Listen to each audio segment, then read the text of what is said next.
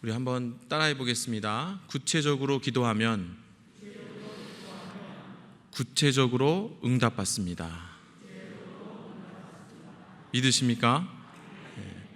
우리 하나님은 우리에게 뭔가 더 부족한 게 없나 살펴보시고 부모의 마음으로 더 주시려고 그렇게 우리를 이제 바라보시고 돌보시고 또 지켜보신다는 거죠.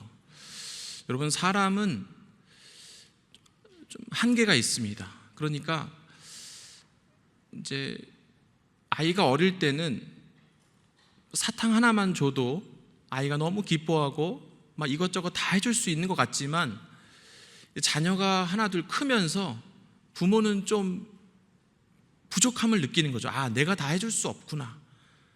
그렇게 마음은 있지만 다 해줄 수 없는 그런 한계를 느끼는 가운데 심하면 그냥 집을 팔아서 자녀들 기둥뿌리 다 떼어주고 나는 좀 허름한 집으로 이사를 가더라도 그렇게 할 수 있는 그게 최선인 거죠. 그러나 우리 하나님은 한계가 없으심을 여러분 기억하시기 바랍니다. 우리가 무엇을 기도하더라도 우리 하나님은 제한이 없으시기 때문에 우리가 어떤 걸 경험하더라도 우리 하나님은 그보다 훨씬 더 크시기에, 그래서 하나님께서 혹시 이런 것도 필요하냐 물으시면 네, 맞습니다, 주님 그런 것도 필요합니다 라고 대답하시고 구체적으로 기도하시고 구체적으로 응답받으시기를 바랍니다. 제 전반기 대신방에 있었습니다. 그래서 기도하기 위해서 그 집을 찾아가서 그 앞에서 이제 기도 제목을 듣는 거죠. 거기까지 찾아가서 기도 제목을 듣는데도 안타깝게도 기도 제목이 조금 두리뭉실할 때가 있습니다. 그러면 제가 기도를 하는 그 입장에서도 이걸 어떻게 기도해야 되나 싶을 때가 있습니다. 안타까운 거죠. 더 구체적으로 우리가 기도를 할 필요가 있는 겁니다. 한 권사님이 이렇게 기도 부탁을 했습니다. 저희 아들이 둘이 있는데 둘이 다 예배는 잘 나오는데 권사님 보시기에는 아직 믿음이 부족하다는 거죠. 아직 좀 뜨겁지 않은 것 같아요. 그래서 이 두 아들이 올여름에 청년부 수련회에 참석하게 되는데 이 청년부 수련회에서 하나님을 좀 만날 수 있도록, 그래서 그 기도를 딱 들으면 어떻게 기도해야 될지가 명확하게 보이는 거죠. 청년부 수련회가 한 8월 중순쯤에 한 4박 5일 이렇게 진행이 되니까 기도가 응답이 됐는지 안 됐는지 우리가 점검이 가능하고 딱 기도할 수 있게 그렇게 구체적인 기도 제목이 있는 거죠. 우리가 구체적으로 우리가 기도를 하기 위해서는 여러분 기도 노트를 활용하셔도 좋습니다. 내가 언제 몇 날 며칠 어떤 기도 제목으로 기도를 했다. 뭔가 쓰려고 하다 보면 똑같은 기도 제목으로 또 쓸 수는 없잖아요. 그러니까 더 자세하게 기도를 이렇게 적을 수가 있는 거죠. 저도 이제 기도 노트를 활용하는데요. 한 번은 이제 막 결혼하고 청년부를 담당할 때, 교육전수 할 때, 그때 이제 차가 없어서 이제 대중교통으로 출퇴근하면서 이제 청년부 사역을 했었는데, 하루는 이런 마음이 들었습니다. 그 일을 하다가, 하나님, 차 한 대 주세요. 그랜드 카니발 12인승입니다. 뭔가 하나님은 제한이 없으시기 때문에 구체적으로 기도하고 싶은 마음이 들었어요. 그래서 배운 대로 기도하고 기도를 하기 시작하는 거죠. 적고 한 2주 정도 기도를 했는데 동창 결혼식이 있어갖고 이제 결혼식에 참석하려고 하다 보니까 이제 같은 방향의 동기 중에 한 명이 결혼식장까지 태워주겠다고 그래서 이제 집 앞으로 차가 왔습니다. 뭐가 왔겠습니까? 그랜드 카니발이 왔더라고요. 야, 너 차 바꿨냐? 그래서 이제 그 차를 타고 이제 결혼식장으로 가는 겁니다. 가면서 이제 이런저런 얘기했는데, 야, 너 이 차 비싸지 않아? 그랬더니 사실은 이게 형한테 돈을 빌려줬는데 형이 돈이 없다고 차로 줬어. 근데 이 차 할부금도 있지 뭐야. 그러면서 매달 내는 할부금, 그다음에 세금, 저 이제 차가 없다 보니까 유지 비용이 얼마가 들어가는지 모르잖아요. 그러니까 이제 그 12인승 카니발을 유지하기 위해서 이제 세금, 보험료, 뭐 차 고치고 기름값 이런 거 다. 그래서 그렇구나. 그래서 잘 이제 결혼식에 참석하고 와서 이제 다음 날 또 동일한 시간에 이제 큐티를 하고 기도하려고 이제 딱 기도 노트를 펴고 하나님 그랜드 카니발 주세요. 그런데 갑자기 그 경험이 생각나는 거예요. 그러면서 마음 가운데 후리마 지금 내 형편에는 줘도 못 받는다. 근데 이제 교육조사 사례비가 이제 굉장히 제한이 있잖아요.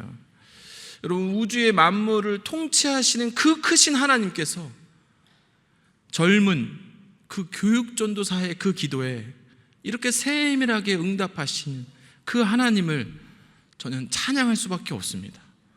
우리가 구체적으로 기도하면 보너스는 뭡니까?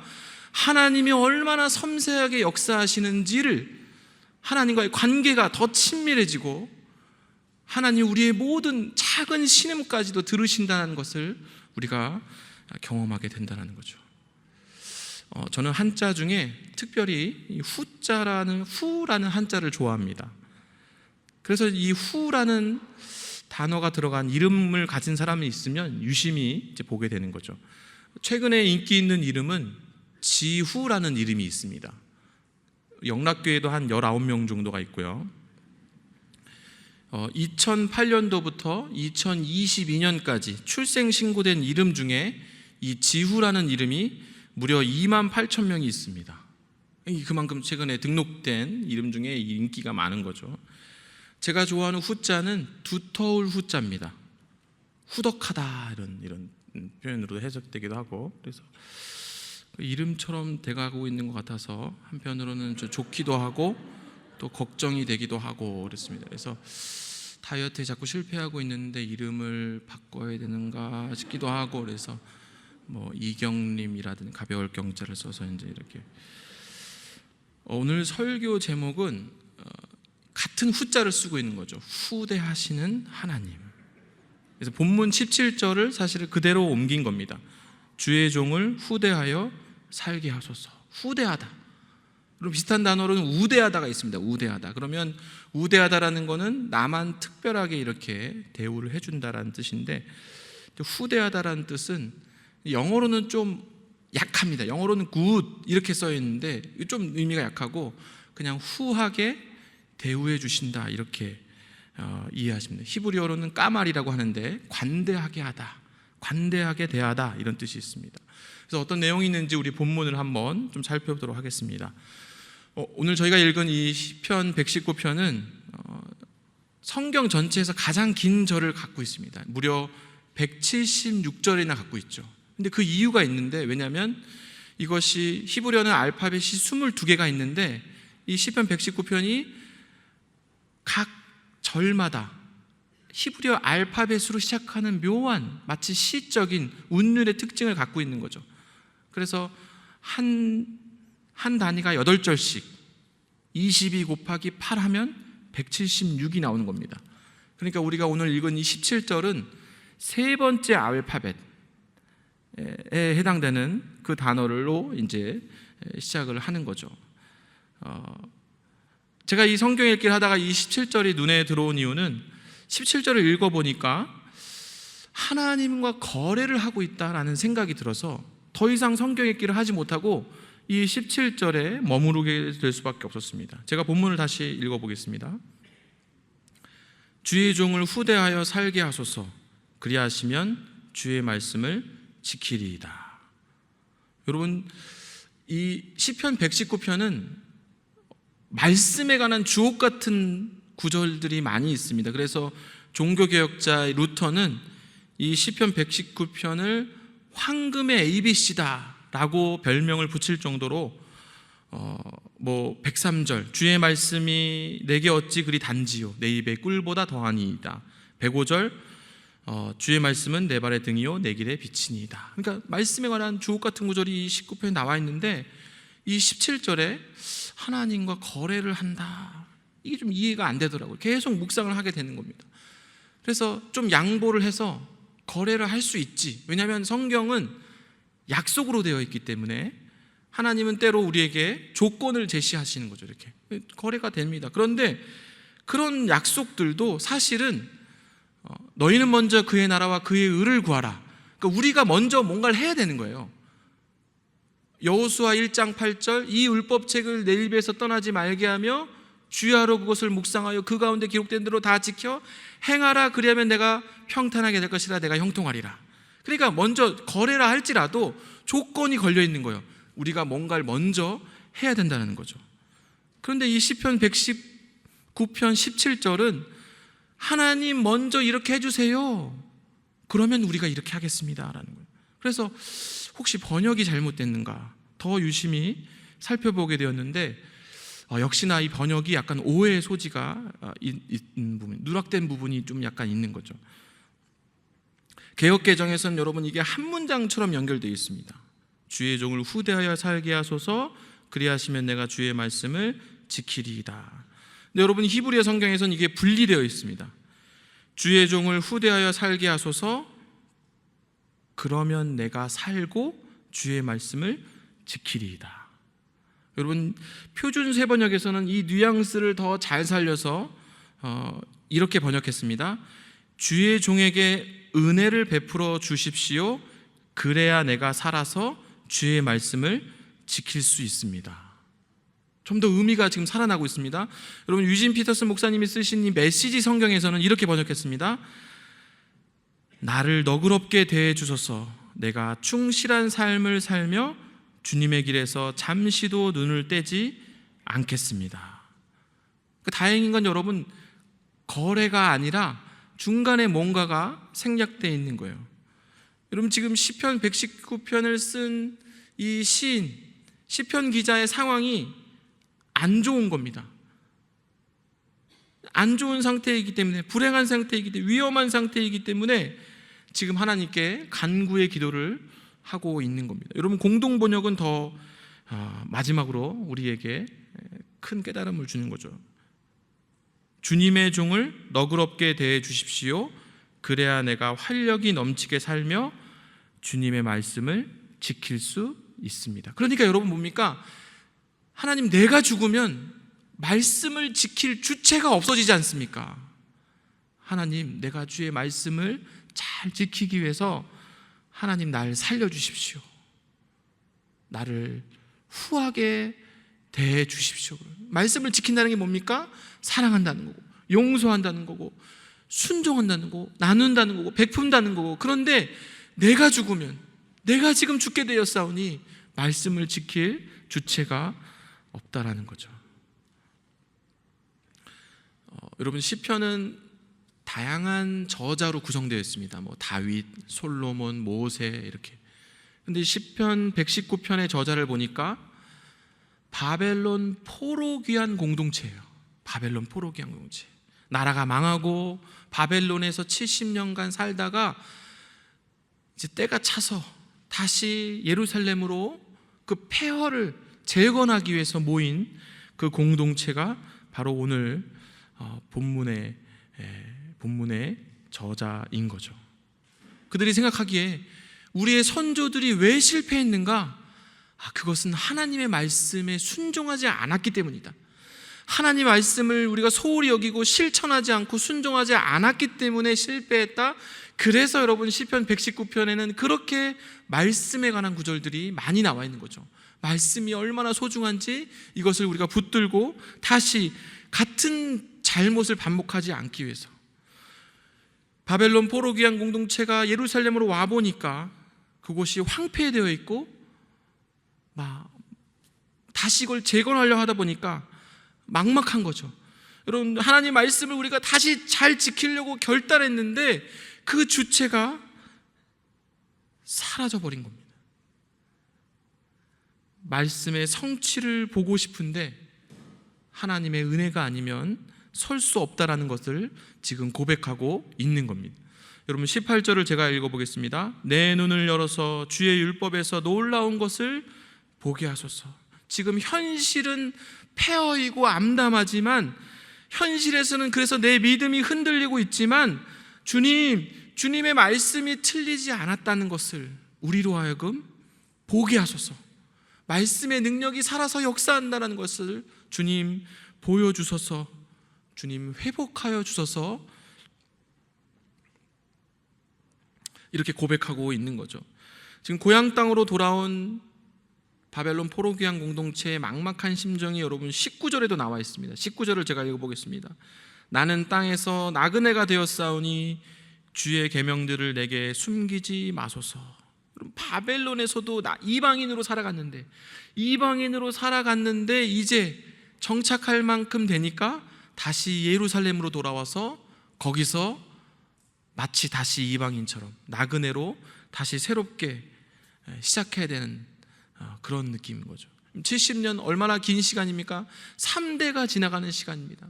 우리 영락교회 77주년인데 북에서 내려와서 이제 영락교회를 털을 잡고 하려고 하고 있는데 70년이 차니까 다시 북으로 돌아가서 폐허에서 교회를 다시 시작하라. 같은 말인 거예요. 다시 시작하려고 하니까 너무 막막한 겁니다. 20절입니다. 주의 규례들을 항상 사모함으로 내 마음이 상하나이다. 시편 기자가 고백하고 있는 겁니다. 하나님, 진짜 힘든 건 고난이 아니라, 고통이 아니라 내가 삶의 장애물들로 인해서, 이 현실, 암담한 현실로 인해서 말씀을 가까이 하지 못하고 말씀대로 살지 못하는 이 현실이 이 시편 기자의 안타까움인 거죠. 21절입니다. 교만하여 저주를 받으며 주의 계명들에서 떠나는 자들을 주께서 꾸짖으셨나이다. 이건 과거형이죠. 그 말은 뭡니까? 시인의 주변에 시행된 저주가 있는 겁니다. 나라가 망하고 성전이 무너지고 이방 사람들이 손가락질하는 거예요. 하나님 섬긴다더니 지금 꼴이 이게 뭐냐? 예배 드린다고, 하나님 복 주신다고 매일 가서 그렇게 기도하더니 지금 꼴이 뭐냐? 실현된 저주를 눈앞에 두고 암담한 시인의 상황이 21절을 통해서 지금 고백하고 있는 겁니다. 22절입니다. 비방과 멸시를 내게서 떠나게 하소서. 여러분, 나라가 망하고 나라를 빼앗기고 그리고 성전이 무너지고 하나님 섬기다가 복받고 형통할 줄 알았는데 그렇지 못한 상황에 대한 이방인들의 비방과 멸시가 있는 겁니다. 다시 성전과 성벽을 재건하려고 할 때 방해하는 이방인들의 비방과 멸시가 있다라는 거죠.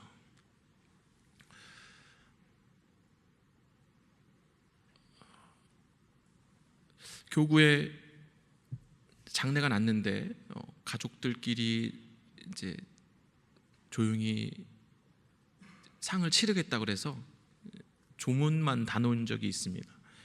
이 집사님이 이제 한 백혈병이 걸려서 너무 빠르게 2년 만에 이제 하나님 부르심을 받았어요. 그래서 이제 조문을 갔는데 남편이 있고 상주로 이제 아들들이 이렇게 있는 겁니다.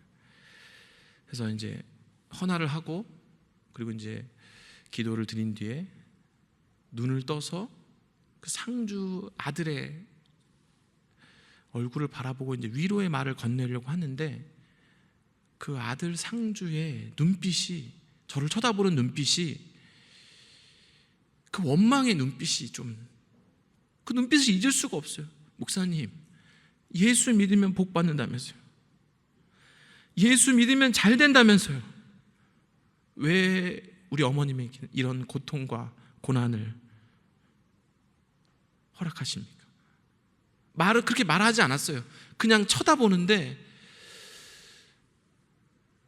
그 눈빛을 잊을 수가 없어요. 차 타고 이제 돌아오는 내내 마음이 먹먹하고, 하나님, 그 집안에 그 집사님이 기도 어머니고 그 집사님 때문에 남편도 전도하고 아들도 전도하고 그리고 복음이 얼마나 풍성하고 복음이 얼마나 우리로 하여금 더 생명이 풍성하게 번창케 하는데, 하나님, 그걸 이 집사님이 증명해야 되는데, 보여줘야 되는데 이렇게 호련히 먼저 떠나버리면은, 그것도 이렇게 황망하게 짧은 기간에, 그러면 어떡합니까?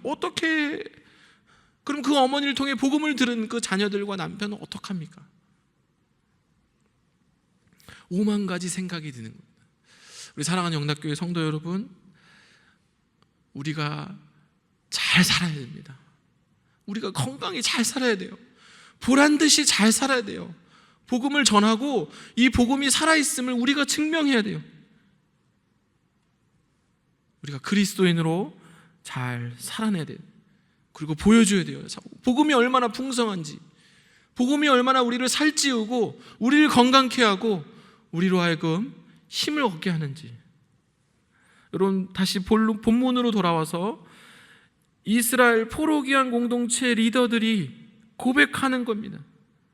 하나님께서 살려주셔야 우리가 이 폐허에서 다시 신앙 공동체를 재건할 수 있다는 거예요.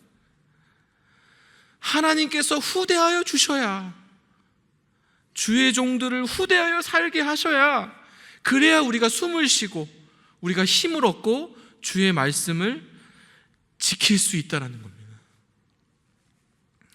여러분, 시편은 찬양이기 전에 기도입니다. 바벨론 포로오기 위한 공동체 리더들의 기도인 거죠. 내가 살아야 하나님의 말씀을 지킬 수 있지 않겠습니까? 여러분, 이 기도가 성경에 기록됐다는 건 여러분, 하나님께서 그 기도를 들으시고 받으신 줄 믿습니다. 오늘 시편 119편 17절은 하나님의 마음에 합한 기도인 거예요. 그래서 오늘 우리가 이 밤에 기도하기 모였는데요, 우리도 이 기도를, 이 시편 17절을 우리 삶에, 우리 기도에 적용하기를 원하는 거예요. 우리가 사랑하는 사람들을 위해서 기도하는 게 하나님 마음에 합하다. 하나님, 그들을 살려주시옵소서. 우리 가정을 살려주시옵소서.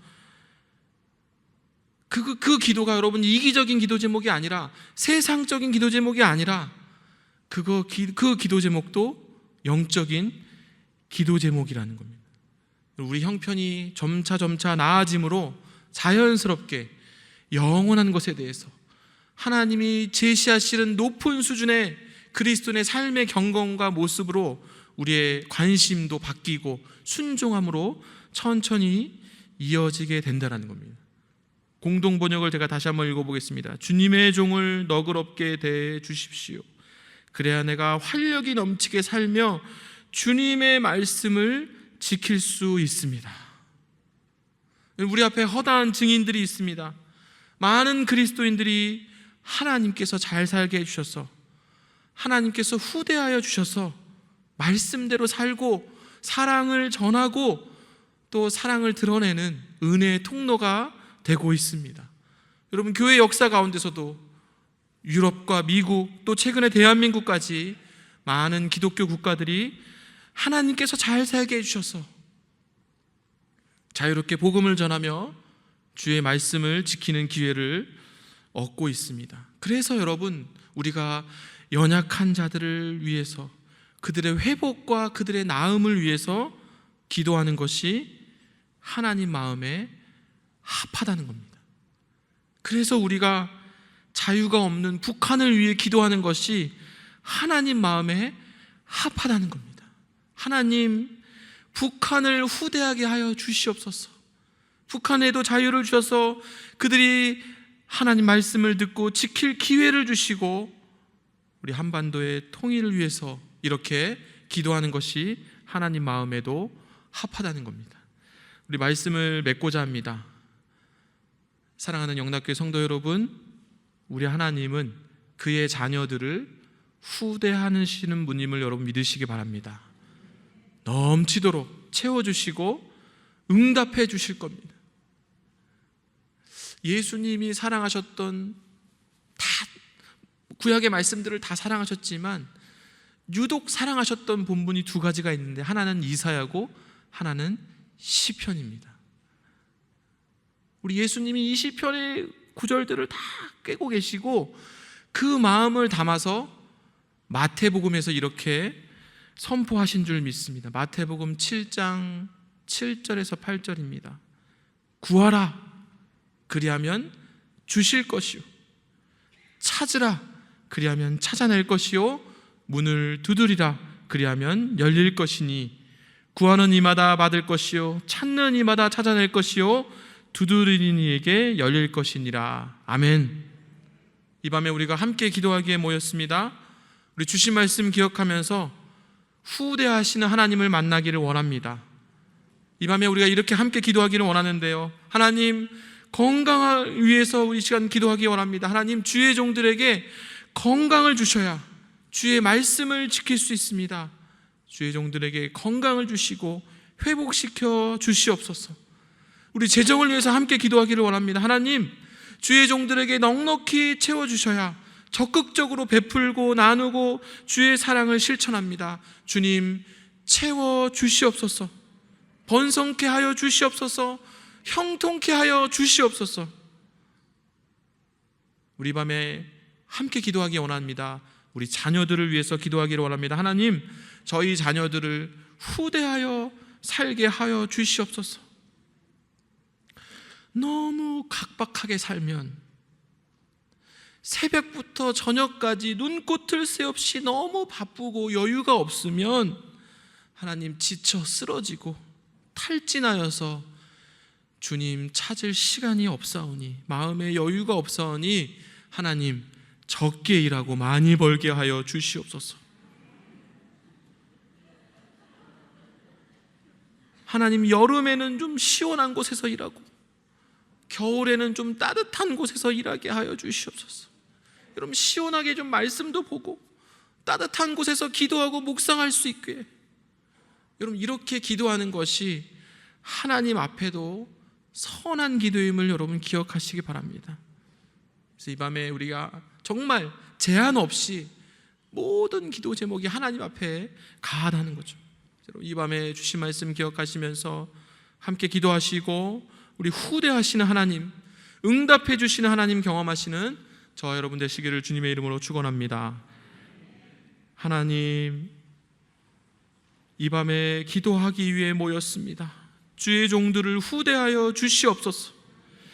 주님께서 살려주셔야 저희들이 살아서 주의 말씀을 지킬 수 있사오리.